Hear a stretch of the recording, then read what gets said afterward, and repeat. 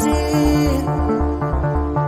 I found my intuition, my purpose solely written in your story.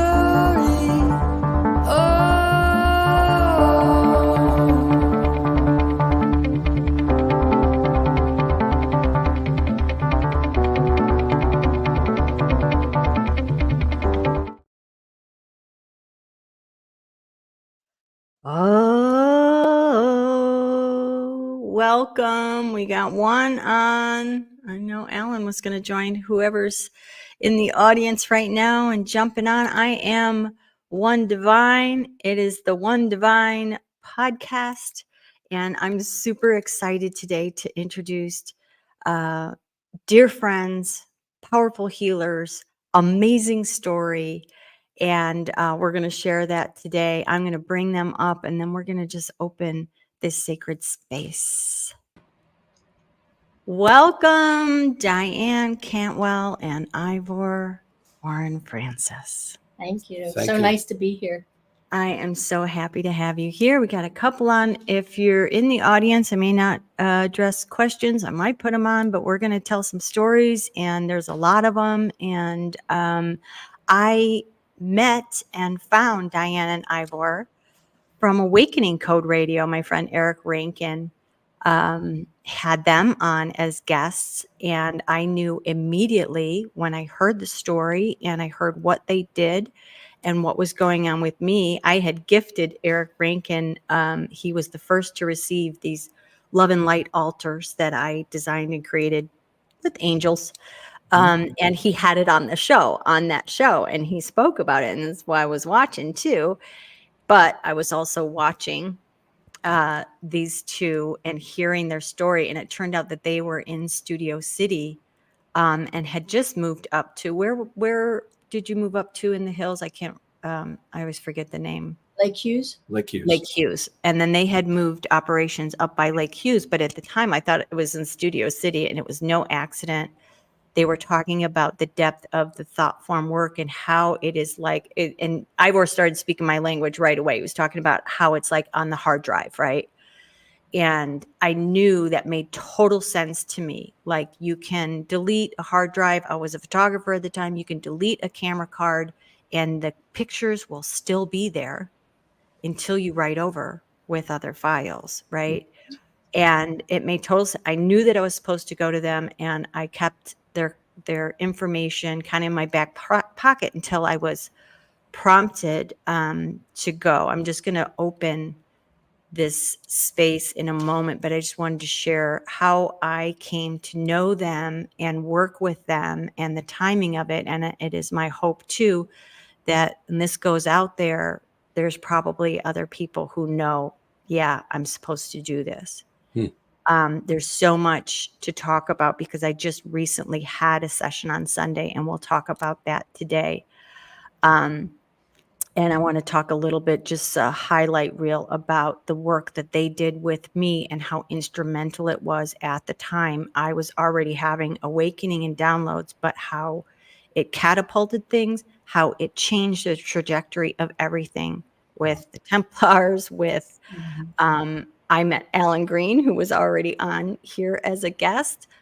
And it all, the whole thing, where I am right now is intertwined with meeting them and the work that I did with them. So kind of a big deal, this show today for me. I'm very excited to have them. But before we get into the amazing stories, we were talking backstage before that we will probably have them on more than once because there are more stories to be told and information to be shared than can probably be encapsulated in one session here.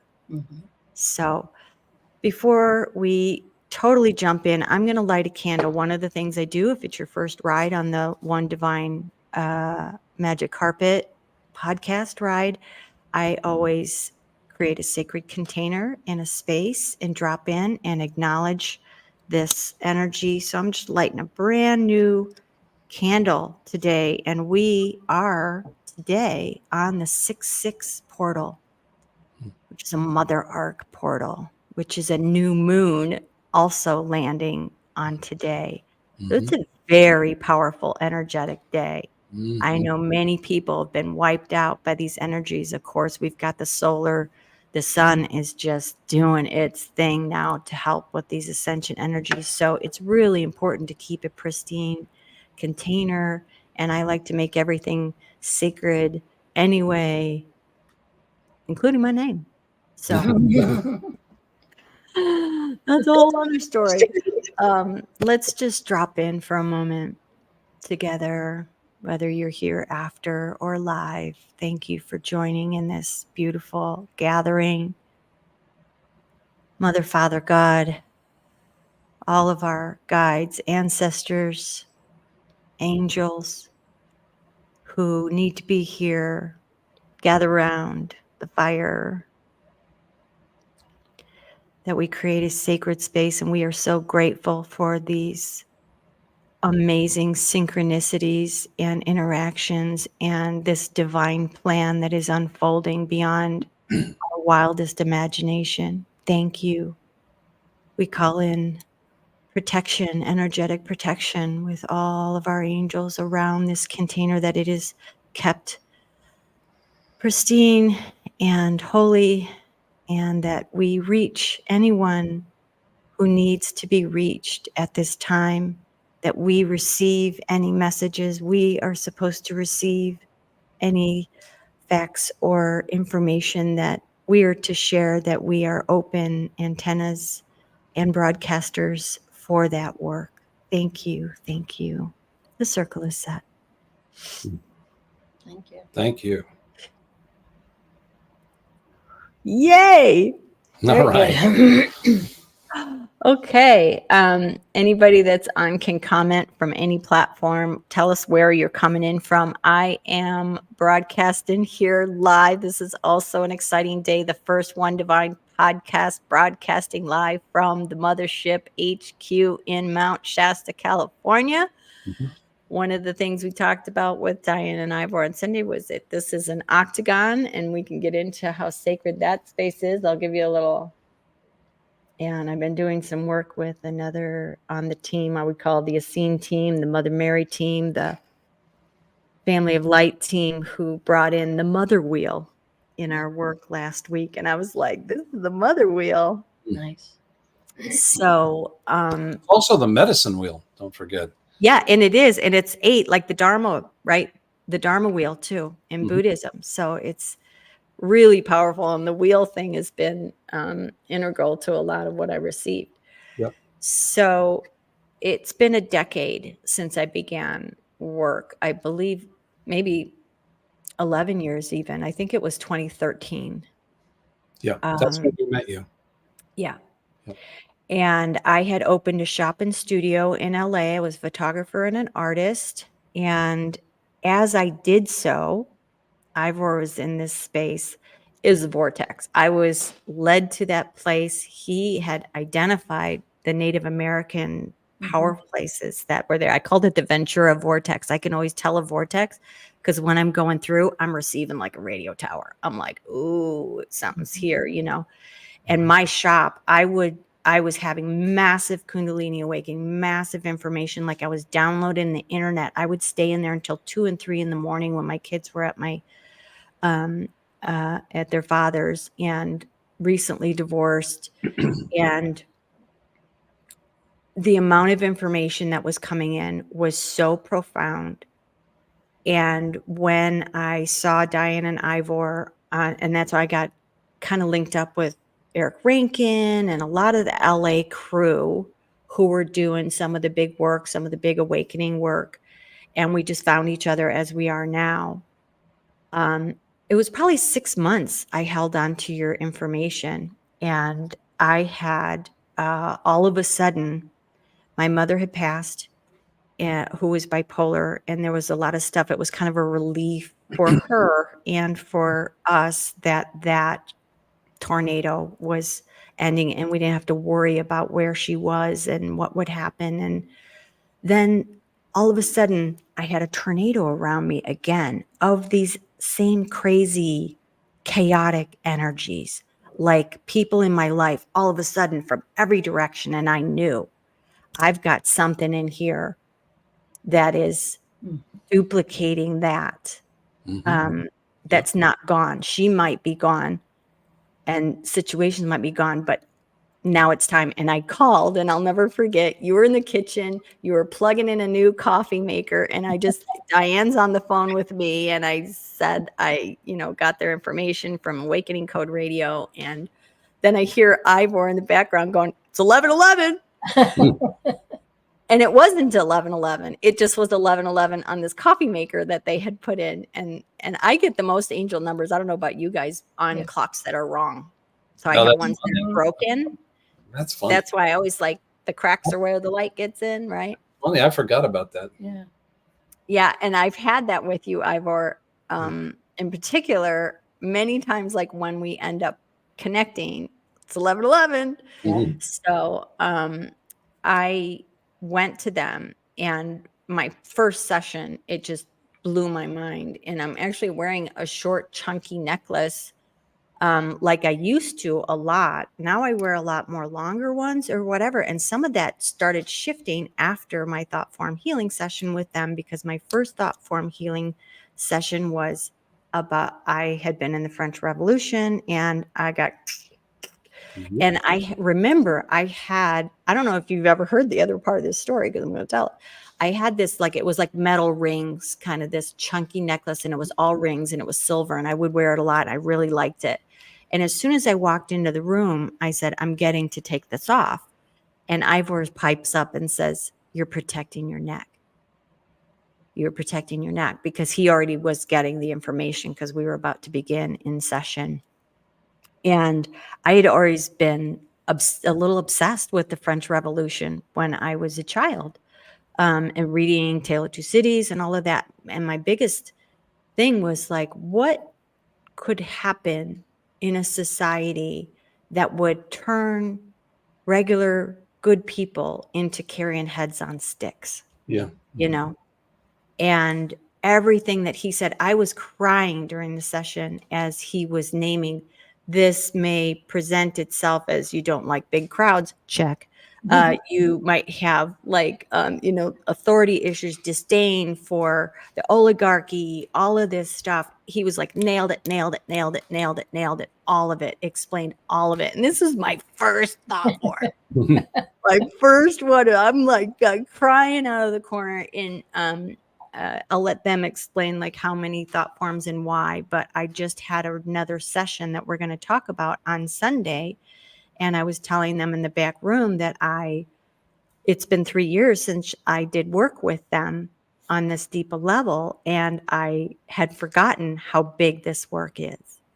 And, you can have work where you're just healing some flesh wounds. But when you're getting into some deep surgery, you're going to need recovery time. You're going to need integration time. And along with the energies, that hit me yesterday. I was unable to return a text. I was out. I was in my room with the curtains drawn. I got up and I didn't eat until 6 o'clock at night. I was just told to hold space and lay down, girl. Yep. So I did. And I was just reminded of how deep and powerful and big this work is. And we can talk about that thought form session, because as I said, behind the scenes is, our individual healing often will coincide and things will come up as it's coming up in the collective. And this one is very big because it was heart stuff, and the heart is awakening, clearing, and all of that now. So we'll talk about that. But and OD, this is happening across the board with a lot of people. This heart center, is just on fire for people right now, and even for us. I mean, everybody's getting it. We're all going through it. We're all awakening in the heart. And it's funny because I was just on the Hallow app, which is the Christian or Catholic app on the phone. I absolutely love it because it really tunes me into the Christ every morning. And they have a whole thing on the Sacred Heart of Jesus right now. It's that everything's in divine alignment. Yep. And there's a fire coming out of it. Yeah, there's a fire coming out of it, right? Yep. And one of the things they're showing me too, it's coming through right now, is about the high heart, right? Our high heart is the brain, is the heart brain. And what I'm getting to is about how necessary that deep cleaning is, just like before you put on, you know, a new thing in your house or do a new kitchen, you got to clear out that old stuff. And then just being shown what all this stuff and all of the stuff that's happening in the world right now. I was shown and told, you know, about a year and a half ago, before it was really coming in, I heard everyone's heart will be broken. Wow. So that it will open. And the thing that came in with such kind of gravity was nobody will be left untouched. Whoa. Oh, you just sent chills through my whole body. Yeah. Oh my God, because it's true. We're seeing it, we're feeling it, we're living it. Yeah, nobody will be left untouched. And then my dad died, and I knew that that was part of it. And others, you know, people close to you, the world, what's happening with all the children, all the genocide, all of this is to break us open so that we return to our humanity, much of which has been very, very numbed, right? Yeah. Or interfered with. Oh God, yes. God, yes. Oh my God, the stuff we deal with day to day on so many different levels. We were just talking with somebody about targeted, you know, people who are targeted, literally. You know, this is a thing. I used to think that maybe it was, I don't know, not a real thing, maybe because I didn't have any personal experience with it. But the more we have dealt with people, clients through Thoughtform Healing, we've come to realize, oh yeah, this is for a real thing. And some people are really suffering from it. Implants. Yeah. You get a lot of implants with Thoughtform Healing. Yeah. Psychic implants. Psychic implants. Yeah. Yeah. And weren't you saying you found like kind of a surge of it more than you had ever gotten in your work over the last couple of years? Oh yeah. Yeah. It's increased. Definitely increased. It kind of made itself known maybe about 5 years ago. Yeah. Yeah. And we've been doing this for 12 years. So yeah, about 7 years into the work, it's like, whoa, a new thing. We had a client, and Ivor picked up that she had this antenna basically coming out of her head. And we go through a whole process when we identify that, when he can identify the thought form, he says when it was created, the whole situation around it, whether it's a past life that's being carried forward and you're repeating the pattern of a past life. So how could you clear something? You do all this work in the present moment, but you don't know where you're like, what happened? Why am I such a victim? I'm a good person. Yeah, well, kind of, it's like a karmic balancing that you might get from a past life. What our work does, it ties the through line from the past life to understand your current reality. But with this particular person, she had done sessions before, and all of a sudden this thing came up. And every night she would get up in the middle of the night and she'd run downstairs and check her phone. She was addicted to her phone. And so Ivor picks up this thing. He goes, and it was something unusual. He had never seen it before. He goes, I think it's a psychic implant. It's like something. Anyways, when we went to take it out, we'd have them go through a process where they say different things that we ask them to say to identify it. As she's saying it.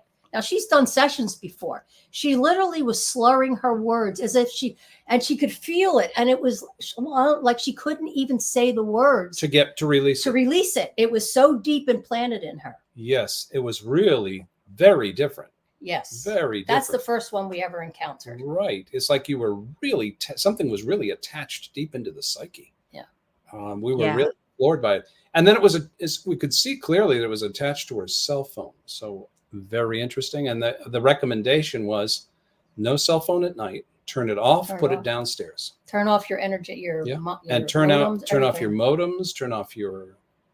I've gotten that guidance. I've heard that guidance was just coming through again in Saffron Sitar's container, and the luminaries, very high end work we're doing. 100 people, masters from all over the world. I was told get in there. She's on the mom team.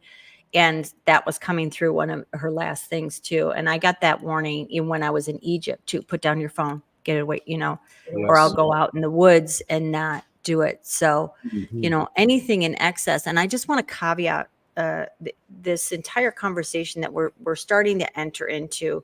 We on the call here, none of us go into fear about any of this. This is not about the boogeyman coming to get you or whatever. And everything being all one, essentially, a lot of these things might be tenacious, might be really intense, but the dark is indeed working for the light and with the light, so that it's pushing this deep stuff to come out.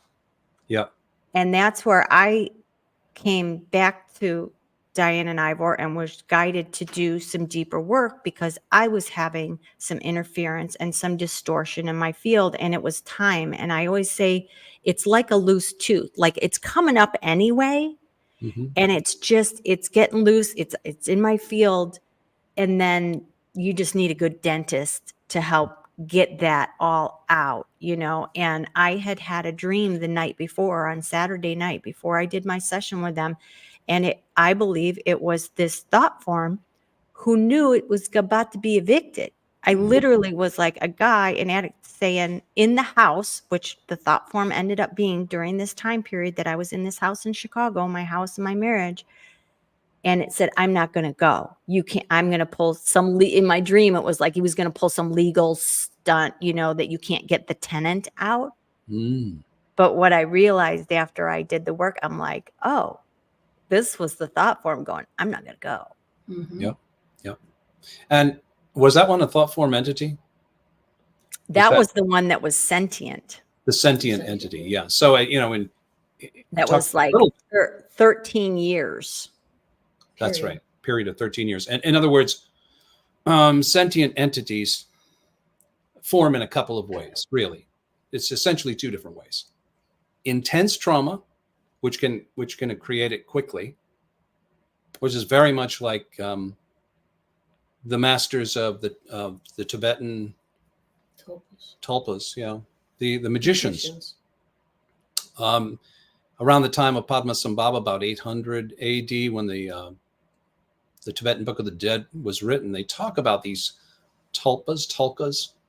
And these are thought forms that are intentionally created by magicians that know how to do it, right? And those thought forms have a sentient quality to them, they're a sentient being, and they're sent to do this magical work on behalf of the magician.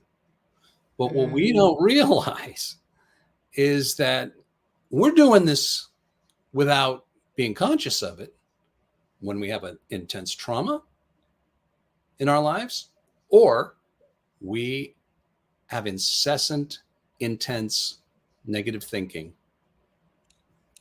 day in and day out. It churns the ether. It literally churns the subtle energy around you, crystallizes it into an energy. It takes the mental and the emotional, the thought, and it congeals it in your fields.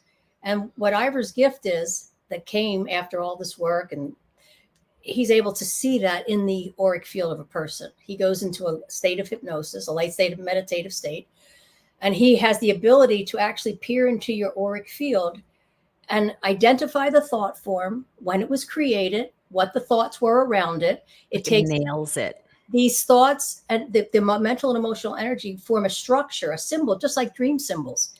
And through our work, we have learned how to decode these based on where they are in the body, like the heart center.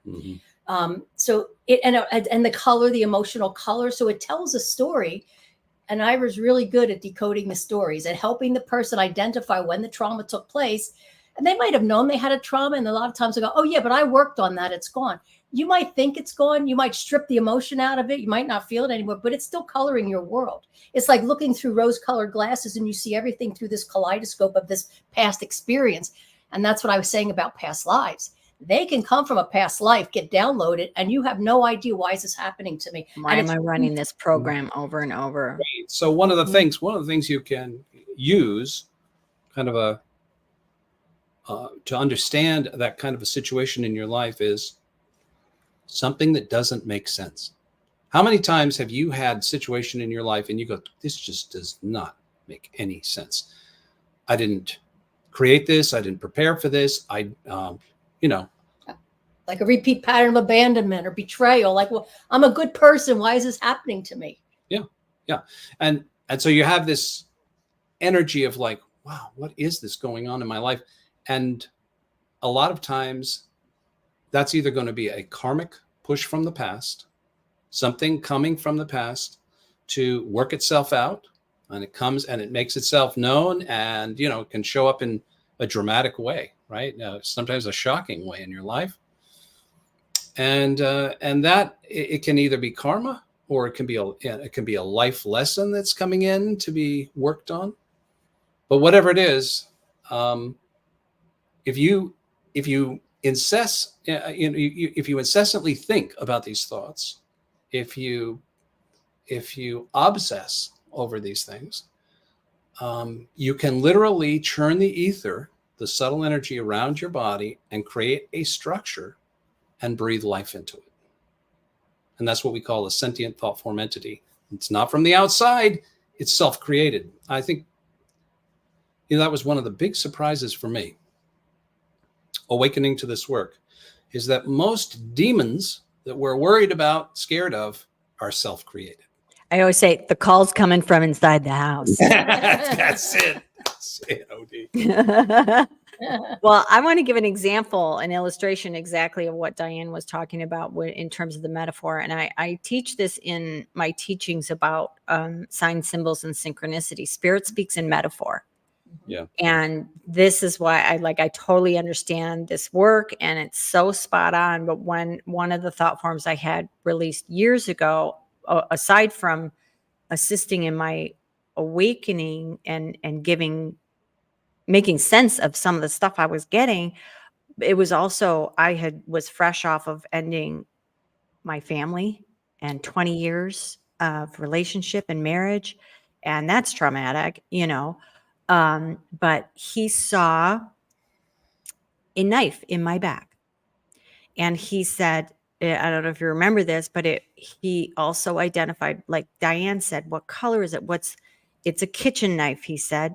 And you have to identify it. It is one of the things I love and respect about their work, because this is the way you're supposed to do it. I'm supposed to be an active participant. He will see, the gist and the theme and the flavor of it, but you have to identify and speak exactly what that was. Oh, that was my mom, or whatever. And he said, it's in your back, which often is betrayal. It is not only in your back and a knife, but it is a kitchen knife, which indicates domestic, in the kitchen, in your home. And then got like, were you left alone to deal with things with the kids? I was like nailing it. And I was like, wow. But that's an example of what she was talking about, how specifically these metaphors that spirit speaks in, and what his ability is to see them, and help get that betrayal knife thought form out of my back. Oh yeah. I mean, just to jump on that and add a little bit to it, it's the whole concept of the language of symbology. Yes. Oh my God, everything in the universe speaks in symbols. When great psychics talk about their power, their energy, their ability, their talent, we'll often talk about how spirit communicates. And I don't think there's, without exception, I don't think there's anyone that does that kind of work that doesn't talk about that they are communicated to in pictures. Yes. And Yogananda called it mind pictures. Right. And I'm like, that's such a great way to say it, because I'll get flashed like a mind picture. Right. And, Ernest Holmes of Science of Mind also talked a great deal about thought forms in his first edition of his book, which was later all washed out. It's like the second half of his book was so amazing of talking about the psychic see, the outpicturing of the psyche in pictures, thought forms, all of it. He talks about all of it, but all that was washed out so that they could, I think, sell the whole idea of Science of Mind to the people at that time. And they didn't want to get too into the woo-woo of it all. Right. And they got rid of it all. But when you go back to the original version, I forget what, 1926 or 7 or something like that. It was early. Yeah, early. That's an amazing edition. If you ever get a hold of the first one, that is something to read. It's a dissertation on thought forms, spirit, all of it. Nerd out. Well, I'm glad you said that about divining. Anybody who does this work, this is the crux of this. And we're going to go right into the story, which is really good. The crux of my One Divine podcast. First of all, I'm One Divine, and so are you. That's the rub.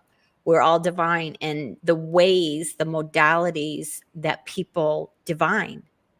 How do they speak with spirit and divine? And that fascinates me. And I think it'd make a good show and story. So I did. And I was guided to do this. Our Right. stories are so important, and having us tell, especially for those, there's a huge new wave right now. It's like we have never seen before. It's been a trickle, is what they're saying.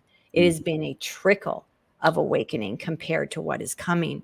And that these stories and these healings and all of this are going to be necessary for those who are seeking it. They said to any of the light workers who have been struggling financially too, or to reach people or whatever, guidance said, don't worry, just keep going, stay alive, however you got to do it. You got to be a barista for a while, whatever you got to do. The problem is not going to be whether or not your work will be prosperous or received or whatever. The problem is going to be getting it to enough people who need it. Right. So, hang on a second. Why is my computer telling me there's a low battery when I am plugged in here?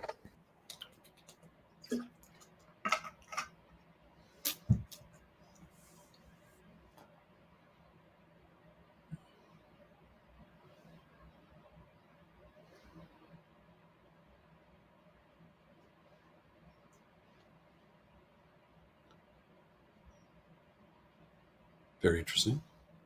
Interesting development. Of course, in our work, we would call that all part of the process. Right. Oh, we're not hearing you. You've got to take off the mute. Unmute mic. Okay. There she Like, is. what's the metaphor? The plug was there was two plugs and only one of them was working. I always look at the metaphor. What's the symbolism in the metaphor? That comes all the time in Thoughtform Healing. We were doing a session. It was a Skype session. We were in New Mexico. The other person was in South Africa. And all of a sudden, it was this, we were talking about the thought form. There was the lawnmower guy came up, and or the leaf blower, whatever. It was so loud. At the exact same time in South Africa, the same thing happened. They had all this crazy lawn work going. We had to take a break. We're like, wait, we got to wait until this clears. Eventually it cleared. And it was an entity. We find that a lot of times with entities. They don't want to go. They don't want to go. And a real ruckus. And as crazy as that sounds, it's just amazing how impactful the energy you carry in your field is upon your environment. Oh, yeah. I've had it happen many times in ceremony. It happened in Saffron's container when we were removing reptilian stuff within us. We're reptilian too. Like, we got the whole salad, y'all. So you have a reptilian brain, right? Your brain stem. Yeah. So clearing some of that. There were 2 times when she went out, when it just like cut, and it was at these like really key, powerful times. And I've experienced that too. So it's for realsies. Yeah. So with that, we're going to talk about how I always ask people on this show kind of where they were at before they got the big lightning bolt or received whatever. And I already know some of the story of Diane and Ivor. I want to talk about how this came about, what experience opened you up to this, and a couple of things I definitely want to know: how you met, and then how this happened, how the modality of Thoughtform Healing came to be. I think I should start, because we always start at like when it happened. But when I go back to 2008 or even 2002. Yeah, I wanted like the lead up, because people before, yes. So my lead up was from I had gotten divorced in about 2002. I had a friend out in California who had a church, a Science of Mind church. And every summer I would go out and I would go to this place called Asilomar. And it was a spiritual retreat. And I thought it was great. And every year, the pastor would make the announcement, Diane's going to move to California. And everyone, yay, because I had met all the people and we were friendly. And I go home and I'm like, I went back to Florida and I'm like, there's no possible way I could do that. I have a life. I'm like I'm a teacher. I'm in the system. And it went back and forth till 2008. And I said, if I can get a job doing what I'm doing out in California, I'll go. I went to a job fair. They offered me a job. I told my son, I'm going to move to Florida. He said, what are you, nuts? You live like you're retired. Because I had a great life. I lived near the beach. I mean, it was, technically you would say she has a great life, but something's like pulling me, go west, go west. It was insane. It really was insane.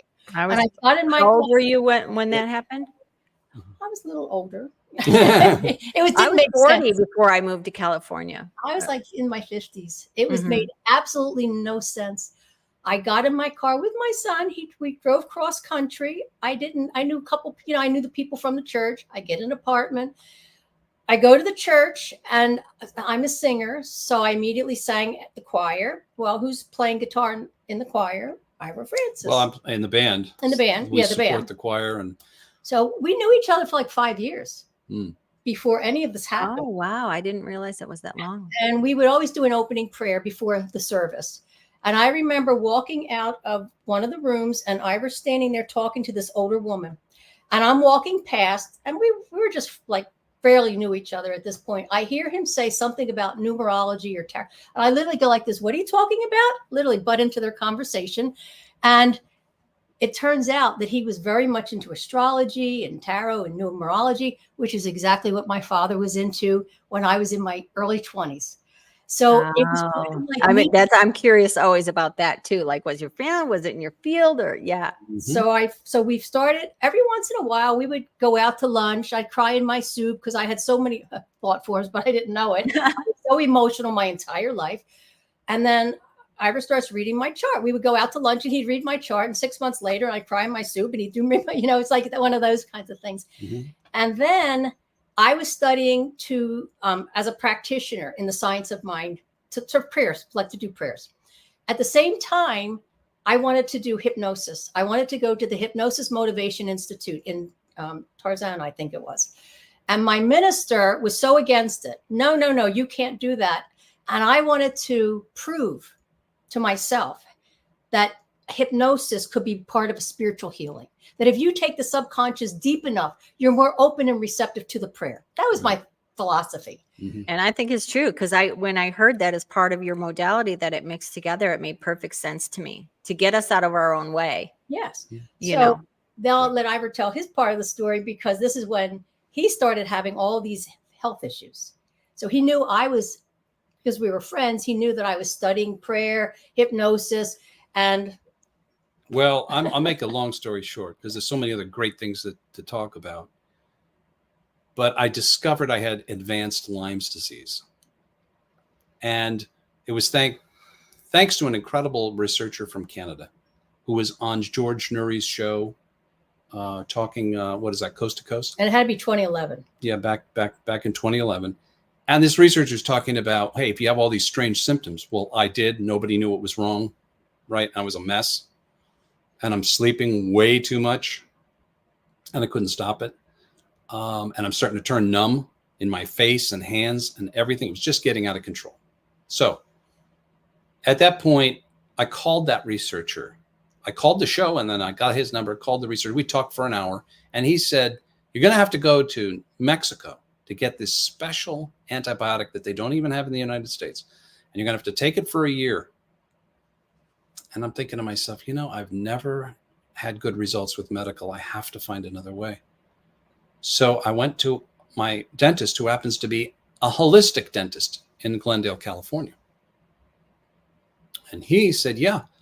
He said, I know all about this Lyme. It's advanced Lyme disease. He finally realized that's what he had. Yeah, he tested me and checked me out in his back room. He was totally Lyme literate.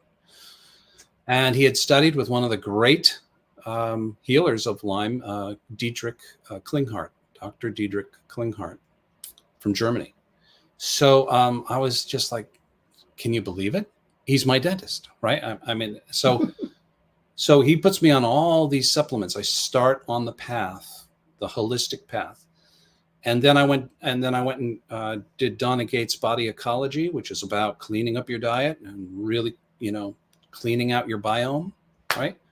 That was huge. And then I'm living at the time, which is pertinent to Thoughtform Healing. Yeah, I love this. I'm living at a house in Manhattan Beach that I had just moved into about a year earlier. And I'm living with an older man named Dean, who was an engineer by trade in his early years, great guy. And he was totally anti-medical. And he had with his incredible engineering mind, he'd figured out medicine and figured out how to keep himself healthy. And that's what he did into his 90s. He's like healthy as amazing guy that he could drive his car with such, he could back up down those really narrow Manhattan Beach driveways from his garage. And he could go down at lightning speed. Man, I couldn't. I would just, I'd be creeping on that thing. But Dean was at 90 years old. It was so coherent. But Ivor was in the house because his friend's mother, who was Dean's wife, had just died. Right. So he needed a companion, and I needed a place to work on my dissertation because I was in my doctoral program in music, and I needed to write a huge amount of music for my recital. So it just worked out perfectly. My friend calls and he says, look, Dean needs somebody. You need a piano and a nice quiet place to work. Would you come down and stay there? And I left the valley where I was staying and I moved in there. So a year later, I find out this thing about the Lyme's disease. Well, it's Dean who comes down the stairs after, I've talked to him about it. And he's got this machine in his hand. And he said, Ivor, I think this might help you. I had no idea what it was or that he even had it. It was a frequency generator, like the Rife frequency generators. You might be hearing about. That's really been coming in. Oh, yeah. If you haven't done a show on Royal Rife, you really should. It's just too great. There's too many great things to talk about. And you and I could talk about it for an hour. But the idea is that you take these frequencies and you connect them to your body, right? This energy, and you run the frequencies through the body, and those specific frequencies for Lyme bacteria help you to destroy the actual bacteria using electric energy pumping through the body. Well, that was the thing that did it. 3 weeks later, I went into... And you were sleeping like 12, 14 hours a day, weren't you? Yeah, about 14 hours a day. And I would go and do my, at that time I'm working as a musician, right? Diane told you I had my Sunday gig. I had school. I was going to USC and I'm working like crazy. And on my doctorate. And at the same time, I'm playing a show at night on guitar in Hollywood. So, and it was actually coming home from that show that I heard that radio broadcast. So here we are in the house, and I'm working on this Rife machine thing. I'm hooked up to it. 3 weeks later, I go into what's called a Herxheimer reaction, which is the die-off of the Lyme that you've been killing with those frequencies now releases into the body as a neurotoxin, and it was like I'd had a stroke. Oh my God. So for 3 weeks, I couldn't move. I could barely get to my job. I was so dizzy. I just had to get myself into my chair to play my, my cues, and then put my guitar down and get out of that place and back into my car and get home. It was a terrifying time. I couldn't eat. I could barely drink water. And I was still sleeping a lot through that whole thing. In the middle of the night, you'd wake up and you'd be swimming dizzy from all the stuff that's going on. Completely numb, like you've had a stroke. And then 3 weeks later, boom, I wake up one morning and it's like I'm 15 years younger. I jump out of bed. I feel like a new man. I feel great. But I knew, okay, the Lyme was there, right? But there has to be an energetic component. I'm going to need some help. So I knew from hanging out with Diane and being part of the Science of Mind Church, I knew about spiritual mind treatment, which is what she did at the church. She was a practitioner of spiritual mind treatment, which is an incredible process in itself. It's like knowing the truth with words and in your consciousned, and knowing the truth for someone to help them, kind of align their mind with the highest and best. And she came, I called her, I said, could you do a spiritual mind treatment for me? Would you come to the house and do it? And she did. And that's how it all started, Robin. It was because of that. She came down to Manhattan Beach, first time, and she's in the house and she does that for me. And it's an incredible process. But when she gets up, she's talking about this class that she's taking, these classes she's taking at the Hypnosis Motivation Institute in Tarzana, and how she wants to prove to her pastor, who pays my paycheck on guitar, by the way, very grateful for that. And she said, do you have any books that might, on ancient wisdom or anything like that? Well, I'm in the house. This lady who's just passed away, she was an editor for DeVore's and Company. Anybody that knows spiritual books, metaphysical literature, knows DeVore's and Company. They were a great publisher of that kind of stuff. And that's how I always knew her, because I was friends with her son. We went to undergrad music college together and became composers. So we'd been friends for a long time, and I'd known that house for a long time. But I'd only ever known her as the editor of DeVore's and Company. So that night, as I was leaving the house, I'm walking out the door, and all of a sudden there's a bookcase by the door, and it caught my eye, and I backed up, and there's a book called Master of the Mysteries. I pull it off the shelf. Blow all this, literally was this much dust on the top. Wow. I blow it off, and I was across the room. Now, mind you, these are not his books. It is not his house. And I said, can I borrow this book? And it looked like a picture of Houdini on the front. I have gotten that Houdini vibe from. He goes, yeah, what do you want that for? He said, I have all these metaphysical books upstairs. Don't you want one of those? I said, no, I want this one. And then I did take one other book. I forget what it was, something on consciousness. And Cosmic Consciousness. Cosmic Consciousness. And I left. And Ivor was hemming and hawing because they weren't his books to give.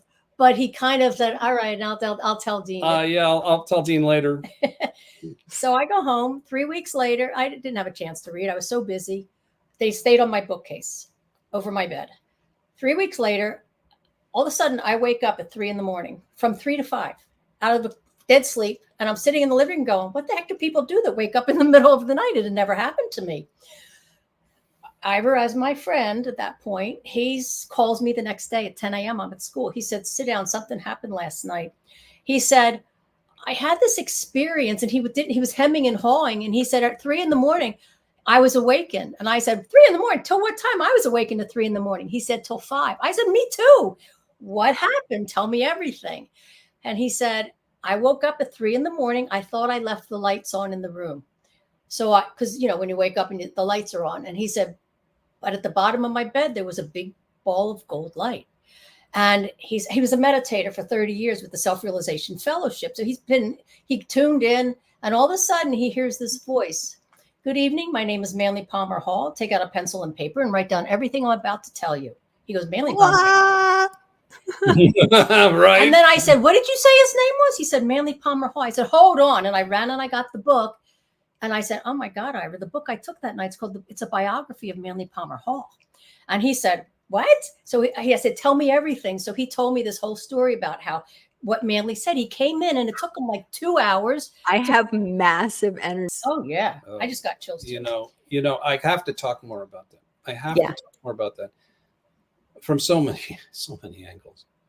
So first of all, my knowledge of the name Manly Palmer Hall was in the metaphysical. I always thought it was the dark metaphysical. I didn't really know who he was, but I had the feeling from having been in self-realization, having been a Catholic most of my life, and I'm still a Catholic, by the way, and a Christian, that you stay away from that kind of darker metaphysical energy, right? The studying meditation is a path to God. Right. The rest of it, I was not interested in. So when I hear this voice, Manly Palmer Hall, I'm thinking to myself, oh my God, first of all, I'm almost kind of terrified, except for the energy was so beautiful.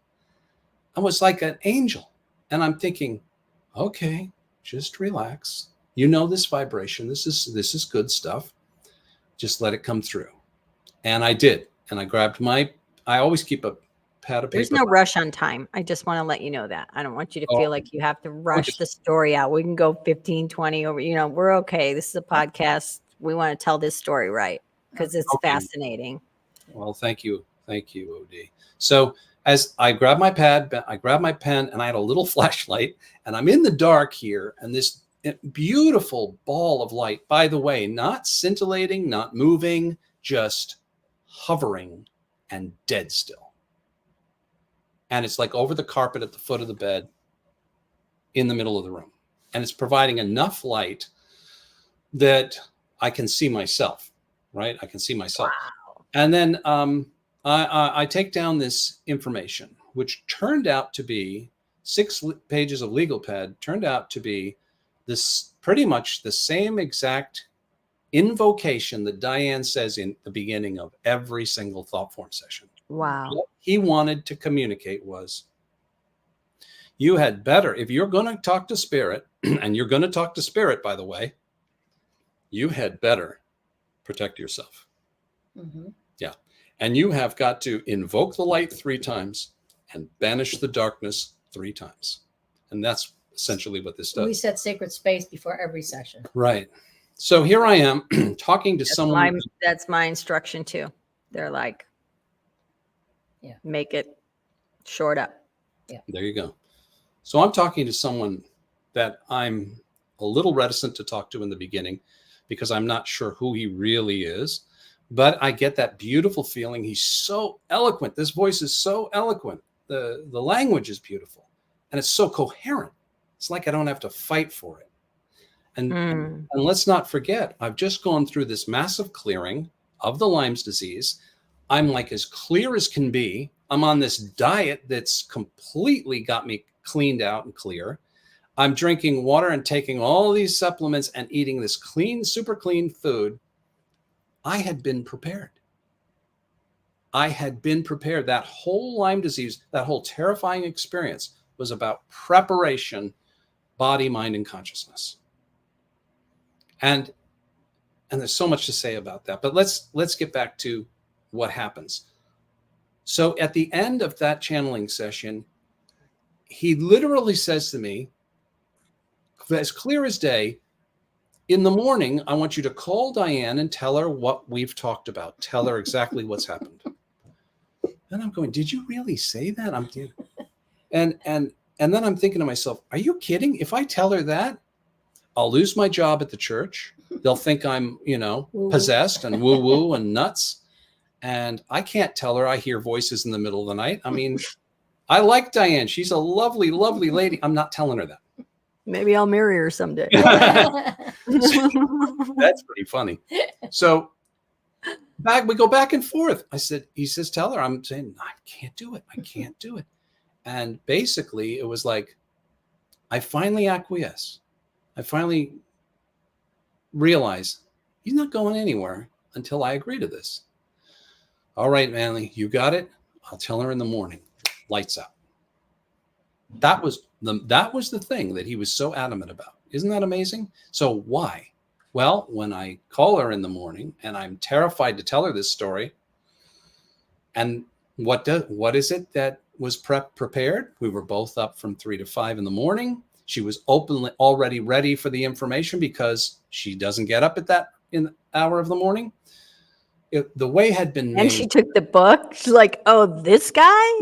Yeah, there you go. Yeah. OMG, right? So when she gets the book and we realize, oh my God. But it gets biography. better than that. Yeah, it gets better. So biography of Manly Palmer Hall. So we hang up. Excuse me. So we hang up and I realize, OMG, she's had those books for 2 or 3 weeks now, and I haven't told Dean yet that I let her borrow the books. So I get up and I go to breakfast. It's about 10 a.m. He's sitting there at breakfast in the kitchen. We'd always have breakfast in the morning. And we had coffee and we're talking. And I go, Dean, I said, I have to tell you something. I have to confess something. I said, when Diane was here, I let her borrow 2 of your books. And he said, oh, what 2 books? And I tell him, and he said, oh, those books, those aren't my books. Those are my wife's books. I don't read that crap. He said that she can have all those books. As far as I'm concerned, take them. And I'm like, whoa, I had no idea, right? That first of all, I didn't know Dean was so down on this, on the whole spirit thing. But at the same time, I'm like, okay. And then he takes a sip of coffee and he's thinking for a second. Then he goes, so what was this Master of the Mysteries? I said, No, what book did you give her? Oh, I said, what book? Yeah, okay. He said, what book did you give her? Okay. And I said, Master of the Mysteries. It's the autobiography of Manly Palmer Hall. And he takes another sip of coffee and he says to me, oh, Manly. He goes, you know, my wife used to work for Manly Palmer Hall. I said, what? What? I said, I thought she was the editor of Divorce and Company. Oh, that was later. Back in the 60s, she was Manly's personal secretary for 12 years. Hello. And before she married me, her husband was Manly's personal librarian for 30 years. That's where they met. And they lived in this house. Okay. So now I'm going, oh my God, I'm living in the house that's connected to Manly P. Hall. So now I realized that the first year I was there, I slept upstairs underneath this massive metaphysical library, beautiful books, hardcover books. And I never remember seeing anything by Manly Palmer Hall. So I'm thinking there has to be Manly books here, right? So I run up there. I mean, I literally bound up those stairs, maybe 3 steps to get up the whole flight. And I go over to that library and I'm going like this, nothing. Well, I can't see the books at the top. So I grab a step ladder and I crawl up there.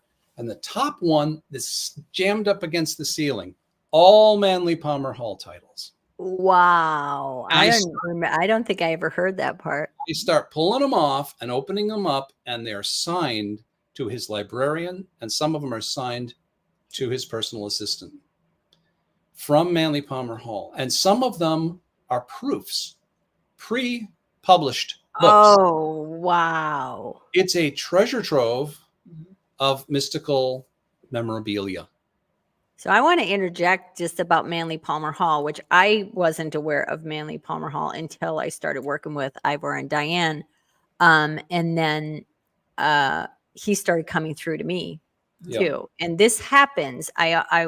This is why I wanted to share this part too. One of the things that I observed in the pattern watching game too is when I would receive a certain healing modality, and the healing after that, it's like you transfer a little bit of it.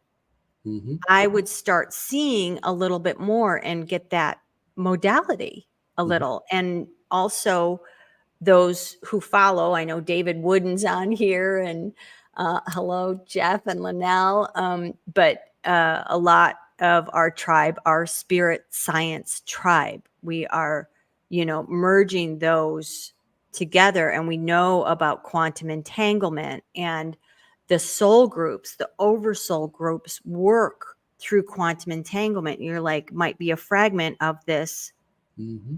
They're templates. Templars oversee templates. God is smart. God's not going to have to do an individual design for each one. There are archetypes and templates, and then they fractal, right?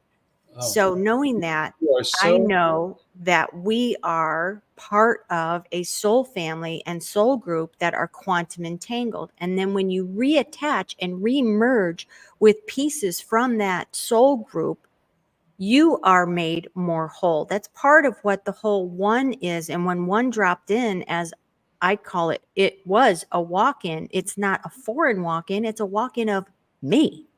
It's a walk-in of all of my other parts.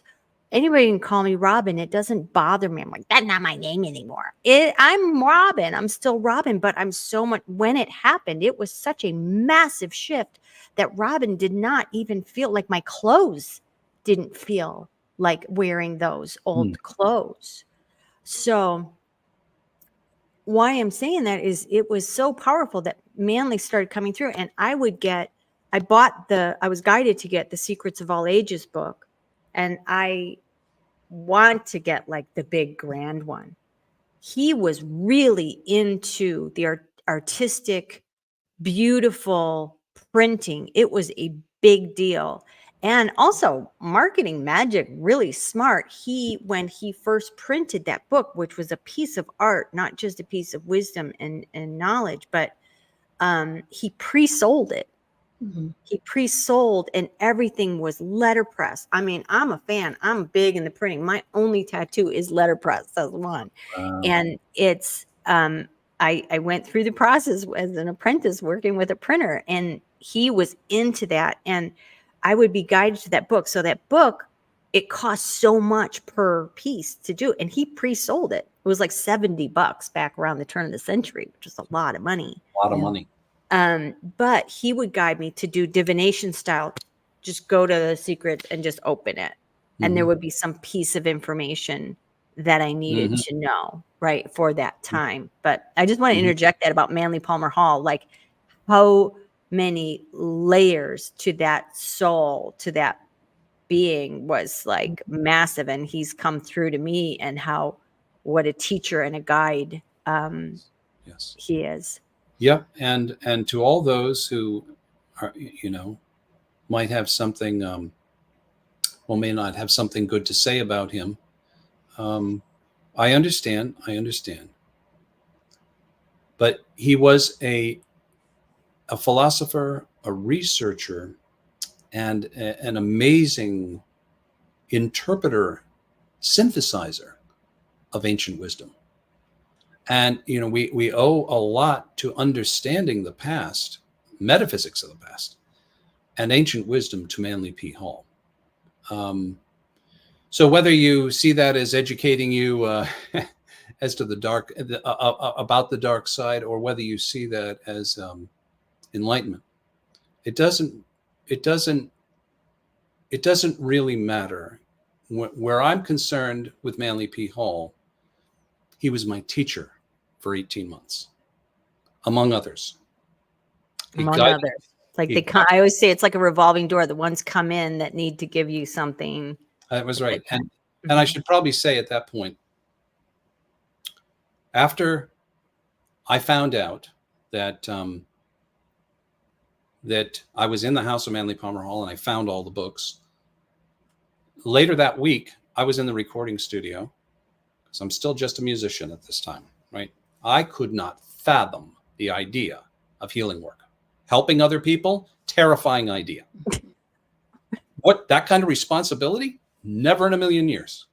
Me, never in a million years would I take on that responsibility.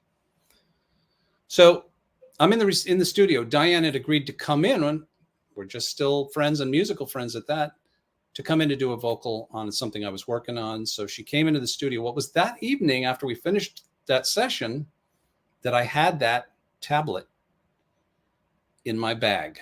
And I said, this is what came through that night. It looks like an invocation to channel in the light and safely. You're doing hypnosis. Edgar Cayce was put into hypnosis when he first started channeling. Would you like to try it? Would you like to put me in hypnosis? Heck yeah. And try it? We were just game enough to do it. So we went over to her house, and it started Friday nights, this ritual of contacting spirit. And it was an amazing unfoldment of knowledge. And Diane took notes, copious notes. At a certain point, we got a decent recorder. We started recording the sessions too. And what happened is that Manly, I would put him into a light state of hypnosis. We would ask Manly to come in and give us information. When we look back at those notes, which made no sense at the time, they literally described what we do now for Thoughtform Healing, the way we do it. But it was so, I'm like, Ivor, this makes no sense. I've had that happen. You're laying on the sofa. Like, how is this even possible? It doesn't even make sense. Right. So this went on. So every Friday night, that's what we did. Instead of going to the movies, we would do a little channeling session, and I'd take notes. And all of a sudden, after about, 6 weeks or something, all of a sudden, this woman came through. Oh, Manly goes, I would like to introduce you to Annie Besant. I'd never heard of Annie Besant. I'd never heard of Manly Palmer Hall. Nothing. Annie Besant comes and first thing, and she'd say, read my books. And I'm like, okay. And I was just kind of like gleefully taking these notes, like, yeah, okay, whatever. And she kept coming through. And then all of a sudden she starts talking about things called thought forms, which I had never heard the phrase before. Mm-hmm. So this went on for a number of weeks. And every time she would come in, and the way Manly introduced her was so lovely. I'll have to get the notes someday, retype them. And so Annie goes, read my books every session. So after about 6 weeks of her coming through, read my books and talking about thought forms, Ivor goes, he takes a break from playing piano and doing his dissertation. And he starts Googling. All right, let's just see where the metal meets the road. Is there an Annie Besant? Did she write any books? He types her in. Not only did Annie Besant write books, she wrote hundreds of books. And a former president of the Theosophical Society, which we knew nothing about at the time. He scrans down. He calls me at work. He goes, Diane, you won't believe this. He says, not only did she exist, Annie Besant, not only did she write books, but in 1901, she wrote a book called Thought Forms. And we're like, OMG. Yes. And then, so everything they were coming through, they were teaching us about thought forms and the power of thought forms. And then we got her book and we started to do research. And then we did things on then they led us to the Tibetan Book of the Dead and how they talk about the Bardo state. And the third Bardo state is when since you die, your spirit ascends, you drop to these different stages. And the third Bardo state is when your mental body begins to rematerialize. And what does it carry with it on the other side? Thought forms. All your thought forms. And it says, oh, noble one, do not be terrified of the sights and sounds you are seeing. These are your own self-created thought forms. So on the other side, you are experiencing what, I get out of whatever the life thing is that they take you through. And after that, the life review. And I'm like, oh my God, Ivor, this stuff is in Thoughtform Healing. It's pretty good, but it's for a much higher purpose. And I think it's for when we pass over, it's to get rid of the baggage that we're carrying around so that we can be clean, so that maybe at some point we can ascend and merge with the Godhead, as opposed to just keep coming back here, reincarnation after reincarnation. And just imagine invisibly having all of these cords tied to your waist. And all of those cords are tied to a very heavy suitcase that you are carrying behind you, dragging behind you, all through life, that contain all of your self-created thought forms. Now, not all of them are entities like we were talking about before. Some of them can be static symbols. The dagger. They can hold the energy of the experience, right? But as long as you have these thought forms in your auric field, you are influenced by them daily. Right. You are recreating those experiences daily, whether they're out picturing or not. You're marrying the same person over and over and over for some reason. And changing costumes. Mm-hmm. And you don't know why.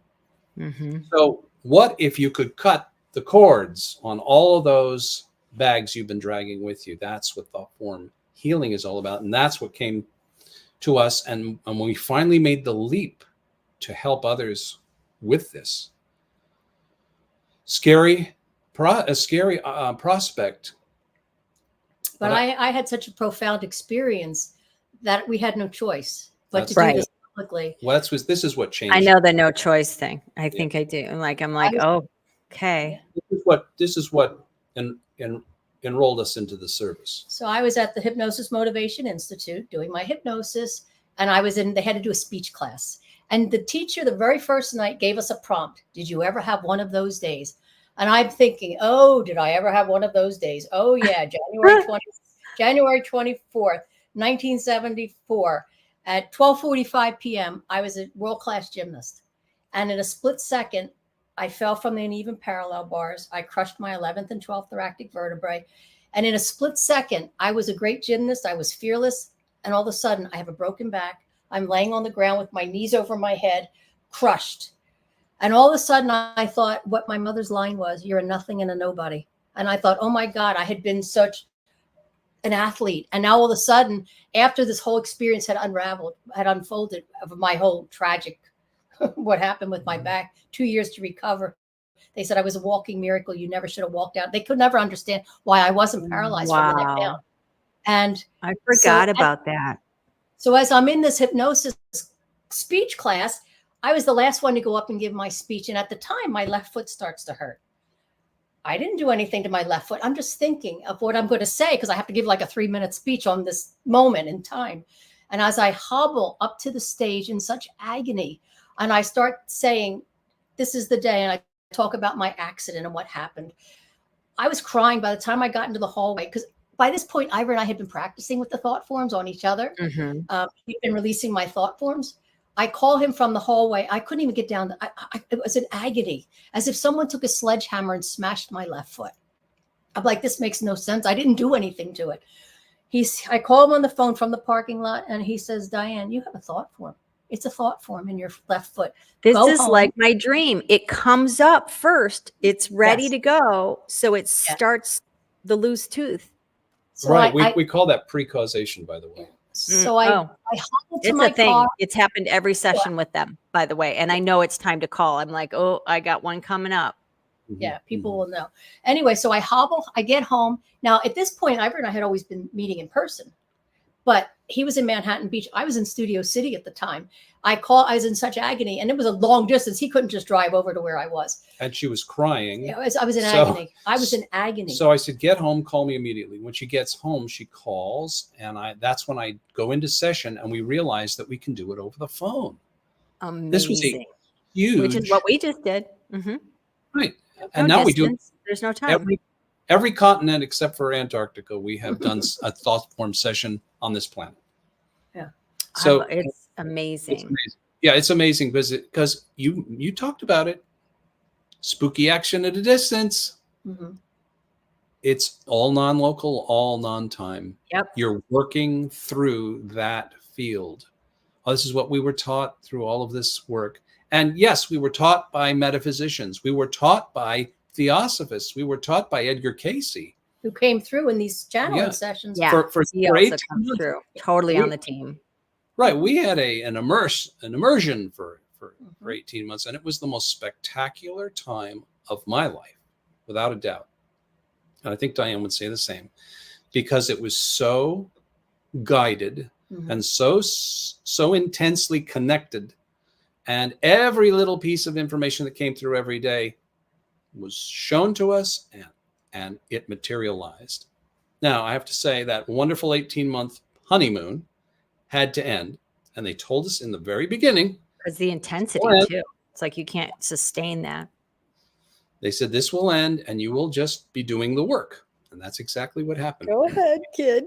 Go out there. But to finish the thought form, what happened was that when Ivor checked in, and he said, Diane, you have a cannonball in your left foot. It was looked like an old cannonball, like a greenish. It was dark, one of those old, black, mostly. One of those old cannonballs. Yeah. He said it's large foot. And so we go through the whole and he said, and it had black clouds around it. And he said, that's shame and embarrassment. He said, were you embarrassed when you broke your back? I said, I told the doctor when he told me, I'm laying on the gurney, when he told me I had a broken back, I said, please don't tell my parents. This had been my whole life. Wow. 9 children in my family, first 6, all girls, all international gymnasts. So for me to all of a sudden, this takes you out of the game completely. You're like the Partridge Family of gymnasts. Oh, that's well, so we cute. also sang, but that's a whole nother story. That's my fault. So that was a whole I think I remember that. I think I saw an album with you on it, if I remember. So anyway, so Ivor takes out the thought form, and Manly had helped him through the session. This is when Manly was still working directly with Ivor. And he said, tell Diane she needs to drink 3 glasses of water to clear this. I was still in agony. I slipped out of bed. I crawled on my hands and knees to the kitchen. I couldn't hop. I drink 3 glasses of water. I am crying. I get back in bed. I wake up the next morning and it was 100% clear. And I go, oh my God. I'm like, so it's like they knew I needed something really big, powerful demonstration. They had to shake her. Because I was like, whatever, the whole time. So you become the testimonial. You're like, there's no denying. 3 weeks later, I say to Ivor, I had to do a follow-up speech. I said, Ivor, I'm going to tell people what happened. Oh, no, you can't tell people. They'll think that we're woo-woo, and I'm getting a doctorate in USC. We can't. I go, this is too important. I have to tell the story, which I did. 2 of my two of my co-students came out right after that, and they said, we've been doing every kind of therapy, hypnosis, everything to try to heal their stuff, divorce, trauma, whatever. Can we do a session with you? Overnight, we had clients, and it went to a full practice, and we never looked back. Yeah, by the next weekend, we had 10 clients, and it just snowballed. Yeah. And it's been that way for 12 years. Mm-hmm. Yeah. So, and I started coming to them. It could be a whole show, the story about there, but one of the things I want to talk about and close with, that I'm being prompted actually to talk about, is the reattachment of certain thought forms, which is what happened with me in my second session. Do you keep recordings for that long of sessions? Do you still have my sessions? Notes. I have notes in storage, but I have to go back and But get. we have digital SD cards with all of that stuff. Yeah.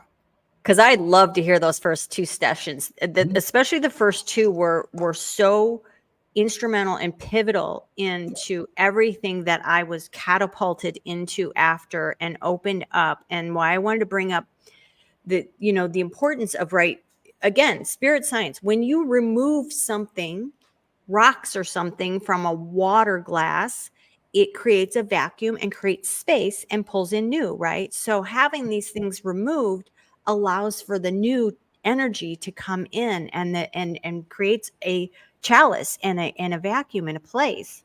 So another one that had me like bawling on the table was, we did outside, when you had an outside space outside of your house, and this is when the Essene stuff came in. I didn't know about the Essenes. I didn't know anything about it. And they first removed, you said you had not done it before. It was a theme of 7 lifetimes where I was a spiritual leader and I had abused power, right? So he kind of removed that whole thing as like one thing.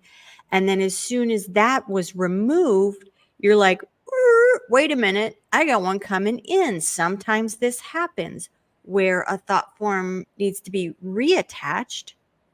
And it was 800 BC, if I remember correctly, Hyacine priest. And this is the part that made me start bawling on the table again, because you said my primary job was, I held ancient technology knowledge, and my job was to keep it out of the hands of people who would abuse it. And I immediately flashed back to the beginning of like internet time. I was a .comer starting up in that, and it was 1994. I'll never forget the place, the space, the chair, everything. When it landed on me, what we were doing, we were one of the first web development firms and everything, and the internet was exploding. It was exciting for everyone. The whole world was networking, whether you were an accountant, an artist, a programmer, or whatever. It was this completely new landscape. It was the energy was so massive.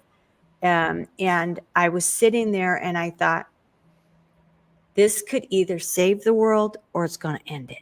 Wow.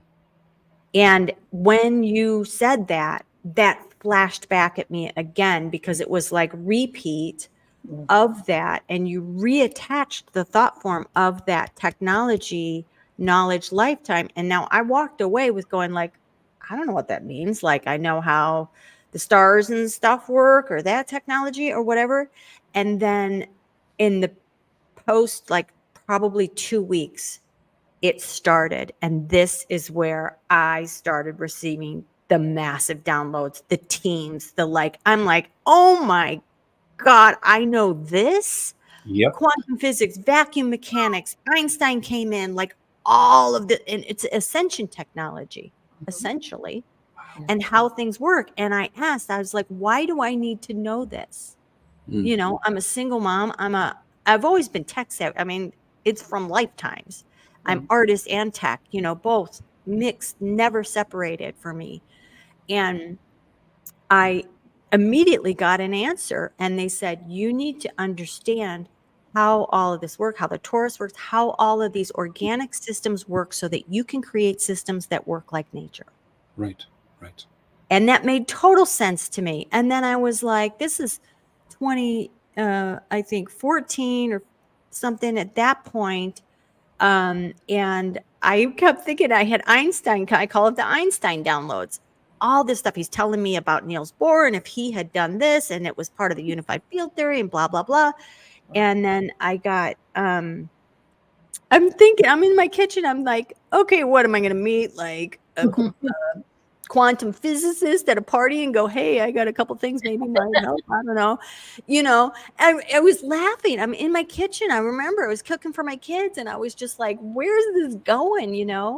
And within 4 years, I'm on Resonant Science Foundation's tour to Egypt. I am sitting with quantum physicists, Nassim Haramein and others. Unbelievable. I've never taken a physics class and I understand it. I've been through it. I've been shown it. I've been through a black hole and a white hole. So some debate whether or not there's a white hole. There is. Mm-hmm. And can I mention some of the other amazing names around you? Is that my mention them? Yeah. I mean, there's Nassim Haramein, of course, unbelievable genius of our time, but the unbelievable Alan Green, another great genius, unbelievably sees through things. It's like, I think he sees through walls. That guy, he's so amazing. And the amazing Robert Grant, who's also receiving all these downloads about this mathematics and the sacred geometry and the sacredness of mathematics and mathematical constants. And I've learned so much from these guys just from sitting down with these guys one time. But you see the domino effect? Like I started working with you. I met Michael. I met Alan. I introduced Alan to Robert. And I did a previous episode about Terrence Howard and how we had all gotten together. We got together because Ivor was coming. Like the family is reuniting and we're getting it done. It is unbelievable.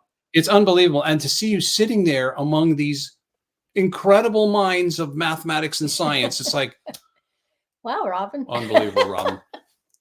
What a journey. You go, girl. What a journey for all of us. And we are just meant to remember and to clear this stuff, not only for ourselves, but for the collective. Remember, when you're doing this individual work, you are quantum entangled with ancestors and generations and the collective. And many of us who know enough or were brought here just to do that. Because you think like everyday guy, like they don't know about Thoughtform Healing or whatever. What are they going to do? They're all like, and spirit, because I was getting a little crabby about it. I was telling my friend on the phone this morning, Jeff, who's on here, like I was being a little pissy with spirit, which I can get just like a little baby. Why do I got to do that? I've done enough work, and kind of like, what is this about? Why am I getting interference? Shouldn't I be able to deal with that? And they're like, and I was saying, somebody sent me something about how ways that people can get compromised energetically. I'm like, how's the regular human going to know that? Like, this is like, by that list, it was like being a human is going to get you compromised and messed with, and then spirit came in very quickly. Little girl was saying, that's why you came. That's why you and others came, because you are doing this work for everyone. So every one of us who are doing this work are doing it for everyone. And I think that's a really nice way to wrap this up. And I actually really hope that we do another episode. I would love to talk about Thoughtform stories. I'm happy to share my journey and what happened, like even on Sunday with the heart stuff and the sentient thought forms. I think it's really important for people to understand the programming, whether it's external and cultural, familial, or personal, how we can really wound and carry these things that are really going to make our load heavy and difficult. Can I add a cliffhanger to this episode? Do it. You're in Mount Shasta now. You're in the octagonal room. You're in the mothership, right? And all of this starts really when we go back to it, to about mid 1980s, with my camping trip up the side of Mount Shasta at 11,000 feet, when I have an experience about everything that's going to happen in the future. And here it is. And here we are. And we're going to have Diane and Ivor out here. That's a fact, Jack. I'm stating it. abracadabra, as we speak, we create. That's happening. I would love it to have Yeah. a convocation and have Alan come. And Alan's journey with Yogananda started here in Mount Shasta when his car broke down. And that story's, it's There's the so root many chakra. stories. There's Yeah. so much stuff that's all integrated into this amazing experience that we're having right now. But I hope at some point we could talk about that Shasta, the connection to Shasta for all of us, because I think it's going to be a great show. Yeah, we should do that. Well, with that, let's close it up. Let's close it up and know that we're going to continue this story and have a sacred bookend to this. If you want to drop in, everyone, thank you for joining. If you joined later, if you joined for a part of it or all of it, we are so grateful to have this unbelievable family of light gathering now, seeing each other, getting the information they need. Great Spirit, thank you. Thank you. Thank you for all of the abundance, all the miracles, everything that is happening and unfolding now, and knowing that we have what we need in this family. One of our members of our family have exactly the piece that is missing. We do not hold it all. Thank you. Thank you. Thank you. Amen. Well, thanks, Robin. Thank you, Robin. Robin, and you just said it. One divine. Hey, nobody holds the whole thing. No. We're all puzzle pieces in the big picture. And that is something we've really been humbled and realized with, in the beginning, Thoughtform Healing, you're going, dear Lord, we've discovered the answer to everything. And then you're humbled over 12 years and you realize you can't fix everything. You can't help everyone. But you do have an important puzzle piece that can help a lot of people. Thank you for being part of my puzzle. All right. Thank you. And Robin, if anybody wants to contact us, it's always through thoughtformhealing.com. www. For those of you, I will put it in the comments. It's also in the description of this podcast, whether you're on YouTube, Facebook, or whatever. I put a live link, thoughtformhealing.com. Just amazed to know these unique individuals. And thank you for having an open mind when it was happening, because without that, we cannot open ourselves to these new things, these wild stories that culture has programmed us to think are crazy.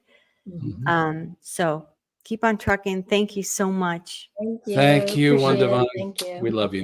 Thank you. Over and out. Over now. I'm just going to